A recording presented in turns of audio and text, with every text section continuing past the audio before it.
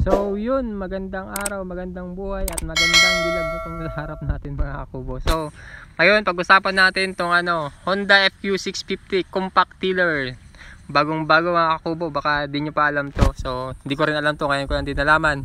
So nga natin kung baka magustuhan nyo. So itong compact tiller natin mga kakubo, pwede to sa sa dryland, pwede rin sa wetland. Bagay na bagay ito lalo na sa mga maliliit na farmer tulad natin. So ito ako tingnan natin kung kung magustuhan nyo. Ayan, maganda kasi pag compact tiller yung ginagamit natin kakubo, kaya ito mga tiller kasi nga pulbos talaga yung buhangin. So yung lupa na pagtataniman natin na mas maganda talaga yung yung paggalaw ng mga ugat ng halaman. So makakapagtanim tayo ng magandang tanim sa magandang ani mga kakubo. Kasi pagod na rin naman tayo tulad ko dati puro pala-pala lang, lumalaki na yung katawan ko, kakabungkal. So baka baka naman ito magustuhan nyo at may budget naman tayo. So maganda to, pwede sa ako wet and dry. So meron siyang engine na Honda GP200 4 stroke, 5.8 horsepower, tapos meron siyang tank capacity. So yun kakubo, magaan na rin siya kakubo, madali siyang paandarin, low vibration na rin at mababa yung konsumo niya sa gasolina. At pwede rin itong gamitin sa sa palayan. So yung starter recoil cover nito, mud resistant na siya.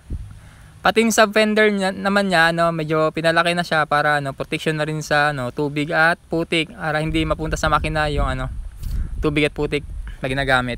Meron din itong front stand para mas stable ang tiller kakubo habang naka-standby mode siya. Para mapadali na rin yung pagkarga ng ibang attachment nito. Gaya ng French rotor.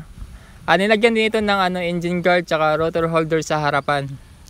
Ito nga palang natin kakubo, Honda FQ650 power tiller natin. Meron na rin siyang safe and friendly features para mas safe siya pag ginagamit nating mga farmers. So meron na rin siyang muffler guard, clutch lever, tsaka meron na rin siyang transmission gear shift, meron dalawang forward tsaka isang reverse. Meron na rin siyang transmutation wheels tsaka handlebar adjustments. Meron din siyang ibang optional attachments mga kakubo. So sold separately to, so iba pa impression nito. So meron siyang deep rotor pag pangbungkal ng matitigas na lupa. Saka etong French rotor niya para sa pagpulbo ng lupa. Meron din siyang blue spiral para pangtanggal ng mga damo. So maganda rin to ako. Saka meron din siyang panggawa ng flats ito. Saka saka furrow formation.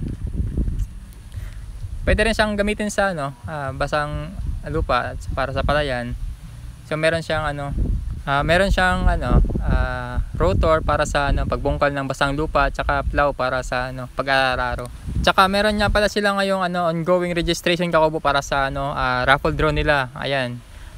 A chance to win. Ayan yung mga prize nila kakubo. So i-visit niyo na lang yung FB page nila kakubo sa Honda Power Product Philippines. Ayun kakubo. Like and share lang yan. Tingnan nyo kakubo sa page nila kung paano manalo, saka yung mga kailangan gawin. So ayun kakubo, ayun may mga tayo dito. Ito yung mga areas na kung saan available itong mga nila, itong mga items nila. Tulad nitong Honda FQ650. So Honda baka namin. So ayun kakubo, tingnan nyo na lang kung saan yung mga area nyo, meron sila dyan. Saka yung price natin ito sa dulo, tayo lang natin.